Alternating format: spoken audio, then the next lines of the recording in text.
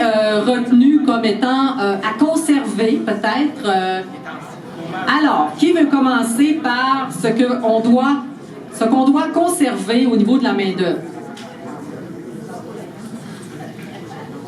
Est-ce que ça veut dire qu'on ne doit rien conserver? Personne lève sa main. Alors!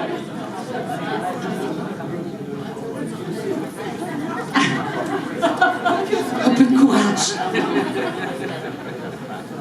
Ben vous avez l'air au courant, vous allez répondre.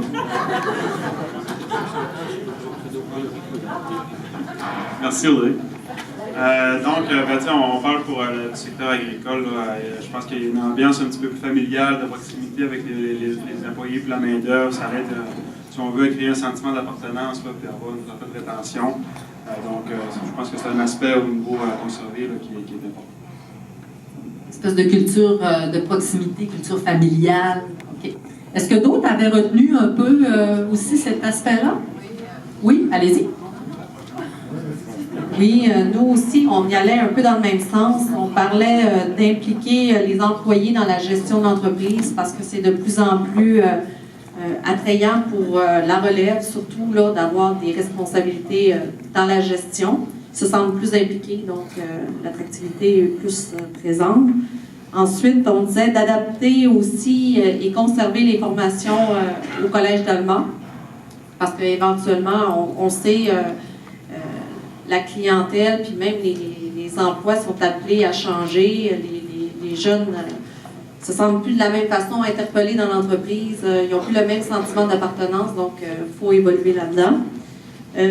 Au niveau, est-ce qu'on peut y aller dans les CSC ou on va tout bien les conserver? Parfait. Est-ce qu'il y en a d'autres qui ont des conservés? Oh.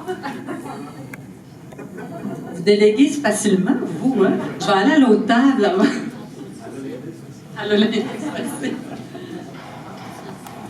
Monsieur Barrett. Ben dans la conservation, évidemment, tout ce qui fait référence aux travailleurs étrangers et améliorer, si on veut, ce système-là, c'est un incontournable. Est-ce que d'autres avaient identifié ça, travailleurs étrangers? Oui? Alors, est-ce qu'à la table là, il y a eu consensus, vous deviez prendre la parole? J'ai dit, pensez-y, là, je vais aller ailleurs. Alors, j'avais une main dans ce coin-là. Ben oui, qu'est-ce que vous voulez conserver? Valorisation et sensibilisation de la profession, je pense que ça va de soi. Formation en accompagnement, les ressources humaines, les banques de CV, ben, c'est important. Programme de soutien financier par engagé de main-d'œuvre, par organisme probablement de main-d'œuvre, pour engager de main-d'œuvre. Excuse, les PAM, les programmes d'apprentissage en milieu de travail, puis conserver aussi des choix multiples. Bravo. Alors, j'avais Serge, je crois. Hein? Monsieur Serge. Pas quelqu'un qui avait dit... Ah, c'est ici. Mais dans la conservation, oui. Alors, qu'est-ce qu'on conserve, Monsieur Dallaire? On garde notre bouche-souris. Oui. On conserve les liens qui existent, la coordination entre les différentes maisons d'enseignement ou organisations qui sont en lien avec la formation agricole ou la main-d'œuvre. Alors, est-ce que pour les conserver, ça va? Alors, on va aller au niveau des... qu'est-ce qu'on doit cesser? Qu'est-ce qui est plus adapté? Qu'est-ce qui doit changer? Ah, Monsieur Dallaire, on est là. Allons-y. On disait qu'on doit cesser la vieille approche qu'on a envers les employés, les considérer comme étant un bien. Ça fait pas notre affaire, bon, tant qu'à t'en aller. Il faut devenir des employeurs de choix. Donc, je ne sauterai pas la création, par contre, on va passer. Mais c'est ça. On voulait changer ce réflexe-là aussi. Puis, ensuite, il y avait un élément relié au chômage, là. On a des employés saisonniers sur beaucoup d'entreprises agricoles. Puis, souvent, c'est dénigré un peu. Ben, t'es sur le chômage, donc t'es quelqu'un de pas vaillant. Fait qu'on aimerait valoriser les emplois saisonniers, puis essayer d'adapter aussi, soit de la formation. Lorsque les gens sont sur le chômage, ben, on pourrait aider à les former sans qu'ils soient coupés par l'assurance chômage. Fait que les programmes d'assurance chômage ne sont pas adaptés pour ces gens-là. qui sont précieux. Puis c'est pas demain matin que tous les emplois de saisonniers vont devenir des emplois à l'année. Puis dans tous nos milieux, on en a besoin, puis on veut que ces gens-là soient valorisés. Il y a sûrement des choses à faire à ce niveau-là. Très intéressant, merci. D'autres choses qu'on doit cesser? Alors, Audrey, est-ce que c'est toi ou ton collègue qui va parler? Toi? Tu t'es fait avertir, madame? Nous, on pense qu'il faut cesser là, la hiérarchie en entreprise. Le patron qui dirige, tu sais, un peu le pouvoir, tu sais, détenir le pouvoir, puis l'employé qui exécute. C'est ça. On pense que ça devrait être un peu plus égaux. Genre autogestion ou des modèles plus autogérés, là? Oui, c'est ça, comme ce qui s'est fait à Devicom. C'est ça. Au champ avec l'employé. Ça, c'est bon. C'est pas vrai que c'est toujours les employés qui se tapent la job plate. C'est important d'en faire des jobs plates avec eux et les motiver à être là. Il faut être présent pour nos employés, je pense. Super. Alors, modifier, changer l'approche hiérarchique du modèle. J'avais quelqu'un ici avant? Oui, allez-y. Moi, je pense qu'il faudrait cesser de faire peur aux gens avec des semaines de 8 jours, des journées de 26 heures par jour, et que ça finit à peu près un gros pourcentage font du burn-out. C'était peut-être le passé, là, mais dans le futur, il y a moyen de, je pense, cultiver, c'est ça, utiliser ça comme peur. Parce que si on le fait peur, à un moment donné, il n'y aura plus de relais. Comme elle a dit tout à l'heure, Mme Gagnon, l'offre d'emploi, là, c'est un peu ça. Vous cessez de faire des offres d'emploi comme ça, il faut arrêter sur le terrain. Monsieur Barrette? Oui, ben, mon prédécesseur a dit quelque chose un peu dans le même sens, mais les autres ont dit, c'est d'arrêter de mettre l'agriculture en marge des autres secteurs d'activité économique. L'entrepreneuriat agricole, c'est exigeant, mais tout entrepreneuriat confondu, seul l'est. Et si on ramène ça aussi au niveau des travailleurs, non pas des entrepreneurs, ben, si on compare être un travailleur au sein d'une entreprise agricole, ben, c'est aussi, on peut avoir des chiffres aussi bizarres, ben, des horaires aussi bizarres que au niveau manufacturier, des chiffres de nuit, des chiffres de soir. Moi, je suis dans la région, les gens qui travaillent pour Résolu, ben, ça travaille les soirs, les nuits, ça devrait de base, c'est encore plus épeurant que de travailler sur une ferme. Donc, arrêtez de cesser de dire que le milieu agricole, c'est pire qu'ailleurs. Hein? Alors, d'autres cesser? Alors, oui, un cesser dans ce point. Après, on passera au CRE. Excusez-moi, je pense que je ne suis pas capable de passer. Moi aussi, j'y vais avec dans le même sens que les deux précédentes. En fait, c'est ça, nous autres aussi. On disait d'arrêter de cesser de faire peur aux gens, de valoriser la profession, surtout dans le monde agricole. Il y a quelque chose à faire là-dedans. Après ça, on disait qu'il faut cesser aussi de penser qu'un employé va faire sa carrière peut-être dans l'entreprise. On sait que les gens sont appelés à changer, donc c'est sûr que si un employé reste peut-être 5 ans ou 3 ans sur l'entreprise, ben, il faut en prendre soin, mais ça se peut qu'il y ait un roulement, que la personne change. Il faut cesser de penser ça. Puis aussi, on disait d'arrêter de garder peut-être une chasse gardée au niveau des programmes, soit de nature collégiale ou universitaire. Peut-être que ce serait bien dans le futur qu'il y ait certains programmes qui ne soient pas nécessairement associés à un seul endroit, là, qui puisse être déployé selon les besoins de la clientèle. Que ça ne soit pas juste, mettons, à une formation, qui puisse se donner dans un autre secteur, dans le haut du lac, ou ça pourrait peut-être être là. Merci. On va aller au niveau des créés. Maintenant, on va essayer de créer. Vous aviez un CSC aussi? Oui. Alors, on va aller là. On va faire un CSC, puis on va faire votre créé en même temps. OK? Vous avez sûrement un petit créé.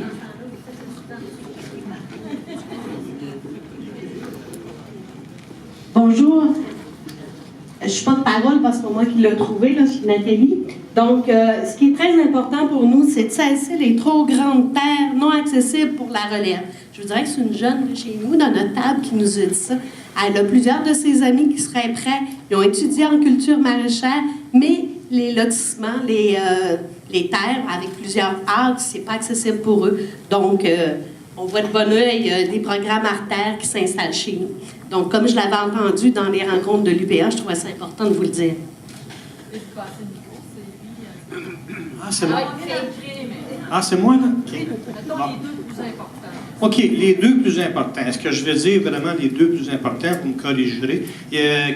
On voulait davantage créer des programmes de formation qui sont, dès le départ, réseautés avec les employeurs, de façon à ce qu'il y ait un niveau d'engagement des employeurs, puis qu'il y ait aussi un niveau d'assurance que les gens qui s'impliquent dans un programme de formation vont en bout de ligne avoir un résultat concret. Il y avait également aussi l'idée peut-être de copier. Des fois, copier, c'est quand même intéressant quand c'est des bonnes choses qu'on copie. Copier un peu ce qui se fait dans d'autres secteurs de l'industrie. On pourrait appeler ça un cercle de gestion, mais pour partager des problématiques que les entrepreneurs vivent, les producteurs, puis également les autres entrepreneurs du milieu de l'agroalimentaire en termes de gestion de la main-d'œuvre pour partager des bons coups, puis également pour favoriser une prise de conscience vraiment de l'ampleur des situations, puis également les faire avancer dans l'engagement des moyens de la formation pour améliorer les conditions de travail de l'ensemble de nos salariés. Y avait-tu d'autres choses? On en a livré 2. Déjà beaucoup. Merci beaucoup. Alors, décréer, dans ce coin, je vais passer le coin ici avant de me rendre là-bas. Je vous écoute. Créer, moi, j'aurais deux idées. Une, la première, c'est ceux-là qui sont en prison des mineurs.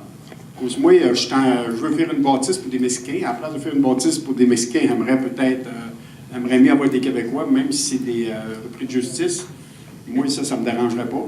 Puis aussi, ceux-là, sur l'aide sociale, de faire des programmes, ceux-là qui sont aptes au travail, ou presque, de faire des banques de noms qu'on appelle l'aide sociale qui nous envoie à Coussi. Ils ne peuvent pas venir travailler l'aide sociale à Coussi. Nous autres, c'est des jobs de 6 semaines. S'ils commencent à travailler pour nous autres, ils sont coupés sur le bien-être, puis ils ne sont plus capables de s'en remettre sur le bien-être. C'est des programmes qu'il faudrait que le gouvernement nous aide, sous le sens qu'il leur laisse 6 semaines ou quelques semaines, je ne sais pas comment ça pourrait marcher, pour qu'ils peuvent venir nous aider sans être coupés, ou s'ils nous disent tout non. Les personnes auraient, c'est la même affaire. Ils disent, si on va travailler un peu, on est coupé. Des genres d'aide au travail que nous autres, on pourrait bénéficier des banques de noms, des banques de travailleurs.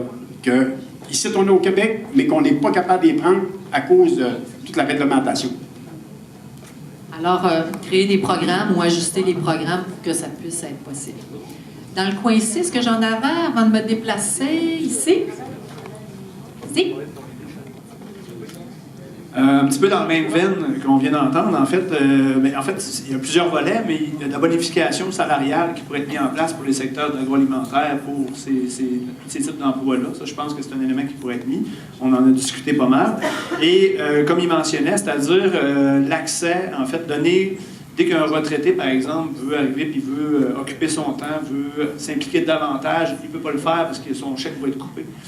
Donc, ces allocations, s'il pouvait y avoir des crédits ou des permissions supplémentaires ou un certain nombre d'heures qui pourraient être effectuées par ces personnes-là, il y a une grande part de retraités ou de personnes qui pourraient combler une part du besoin. Donc, ça, c'est vraiment un élément qui serait vraiment aidant pour le secteur. Il y a également on parlait de travailleurs immigrants et tout ça. Bien, c'est sûr qu'il y a des gens qui n'ont pas les moyens d'héberger en fait les travailleurs immigrants durant toute la saison, de les nourrir, etc. Puis ils se disent, bon, écoute, moi je peux pas avoir accès à ça parce que soit j'ai pas les moyens, ou soit j'utiliserais juste 2 mois dans l'année ou 1 mois et demi. Donc, s'il il y avait des coopératives d'utilisation ou de partage de main-d'œuvre immigrante dans lesquelles les gens se disent, bien, moi j'en ai besoin en début de saison, moi en fin de saison, on pourrait avoir les moyens de les héberger à proximité, de les utiliser et de les partager durant la saison, ça pourrait également combler. Après ça, on parlait de sensibiliser aussi ces emplois-là, de les valoriser en faisant également des visites de fermes davantage au niveau des formations étudiantes, des formations même au niveau du primaire, etc., qu'on reconnaisse ces emplois-là également. Fait que c'était vraiment puis continuer à développer davantage les formations et les compétences des gens, puis avoir des offres variées. C'était une chose aussi qui devrait être mise en place. Merci beaucoup. Ici. Oui, nous, pour créer, on a parlé de créer des accompagnements à différents niveaux, là, autant pour les immigrants que pour, par exemple, on pourrait créer des cultures entrepreneuriales en milieu scolaire, par exemple. Ça existe déjà dans certaines écoles, mais on pourrait l'appliquer un peu plus largement, puis répondre à des besoins en même temps, parce qu'on sait qu'il y a des entreprises agricoles qui ont besoin de main-d'œuvre, mais on peut faire des ponts directement comme ça avec les jeunes en milieu scolaire, puis leur permettre des initiations à certains domaines, puis plus loin pour ceux qui voudraient continuer de faire des projets coopératifs ou peu importe, pour répondre à des besoins, puis en même temps favoriser le développement des compétences, puis la possibilité de prendre connaissance de certains domaines aussi. Après ça, on a parlé de créer une attractivité à un milieu, puis ça pourrait se faire de différentes façons, là. Si on se donnait les moyens collectivement de créer des modèles flexibles pour attirer de la main-d'œuvre ici, puis après ça, mais créer un milieu attractif puis attrayant, puis dynamique, puis pour ensuite pouvoir retenir ces gens-là ici, puis créer un sentiment d'appartenance comme ça. Merci beaucoup. Est-ce que c'est des choses qui n'ont pas été dites? Oh, OK. Alors ici... Oui. Donc, bonjour, Jean-Pierre Trottier pour le CRIC, Centre de recherche industrielle du Québec. Donc, nous, ce qu'on a discuté, c'est qu'une solution qui pourrait être une solution alternative, c'est l'automatisation ou robotisation, qui n'est pas nécessairement sur la main-d'œuvre directement, mais qui a un impact. On faisait le CRIC un diagnostic dans une entreprise la semaine dernière. Il y a 19 employés sur une ligne de production d'une entreprise agroalimentaire. Ce qu'on a arrivé comme conclusion, c'est qu'il y a 15 postes qui pouvaient être réaménagés complètement puis déplacés dans une autre division. Ce qu'on cherche à éliminer, là, c'est les fameux 3D, là, dull, duty, dangerous. Les tâches qui sont répétitives, qui sont ennuyantes, ça, il y a manière de les automatiser, de les robotiser, ce qui est salissant, ce qui est dangereux. Dans l'agroalimentaire, c'est un secteur qui se prête bien à ces technologies-là, qui existe de plus en plus de technologies, le coût des robots, entre autres, qui a diminué énormément au fil des années. Donc, c'est avant, puis la main-d'œuvre que vous allez libérer pour ces postes-là qui sont moins attrayants, vous allez pouvoir la consacrer à d'autres choses. Donc, c'est une solution là, indirecte là, auquel on a discuté. On avait d'autres choses aussi. Rapidement, ça m'a dépassé. Oui, l'autre chose qu'on peut créer, en fait, c'est pour aider les employeurs à trouver des idées pour rendre les jobs attractifs. C'est bien facile comme ça en théorie, mais quels moyens qu'on se donne pour collectivement avoir quelque chose d'attractif? On se fait demander des fonds de pension. À peine des fonds de pension, on ne s'est jamais posé la question. Aujourd'hui, on fait face à cette réalité-là. Est-ce qu'on peut se mettre ensemble puis trouver des idées pour dire, OK, on va se faire un fonds de pension collectif boréal, puis on va tout mettre de l'argent dedans, puis go, on va se financer des retraites pour nos employés. Donc, il faut vraiment innover dans la façon de rendre nos emplois attractifs à moyen et long terme. Merci. Assurance collective. Assurance collective. Alors, Audrey, la dernière et non la moindre. Bon, nous, là, ça a été voté à l'unanimité à la table. Voilà. On pense sincèrement que pour avoir des employés et les garder, il faut travailler à l'interne le sentiment d'appartenance. Le sentiment d'appartenance, il se fait autant, comme j'ai dit tantôt, d'arrêter de voir le pouvoir en haut, les employés qui exécutent. C'est vraiment de proposer aux employés d'utiliser leurs forces et leurs faiblesses, de leur demander qu'est-ce qu'ils aiment, qu'est-ce qu'ils aimeraient faire,